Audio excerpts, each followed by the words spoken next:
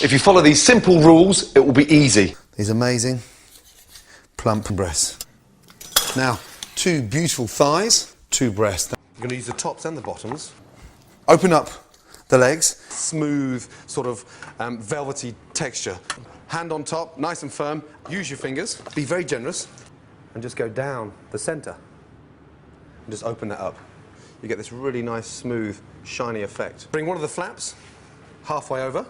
Push it down in the centre. And just use your fingers. It's so soft. And then, the other flap, fold over nicely, is to make sure that it's all nice and tight. And hand on top of the breast. Just do this 3 or 4 times. Don't worry about the bone. Just makes it a little bit more sexy. Stick it over that hole. And that stops any filling from coming out. Because that's where all the goodness is. For me, it's the most sort of delicious part. Not only is it sort of connected to the rump, which is here, the arse, and we've got all that flavour in there. It's actually like eating a really nice warm oysters and dipping sauce. Now, she's ready for turning. Just put your fingers on top like that and just stick that in the bottom. It just goes down. Half an inch.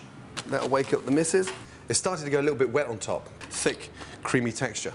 And very sexy. Lifts the whole thing up. So dip it in and just a little bit more on top. Sort of fisted and stick that in to come together. The final part of the fishy feast. You don't want this sort of little thin, tight hole. And go down the bottom and flip it over. That's where the heat is. And then just get your bone in there. Be quite sort of firm with it and get it in there. You've got to really work at it. Be a little bit more vigorous and just give it a really good whip. Just starting to smoke. And when that gets to 2/3 of the way up there, it's time to give it a little bit more depth. It goes right inside. Strong, robust, bum.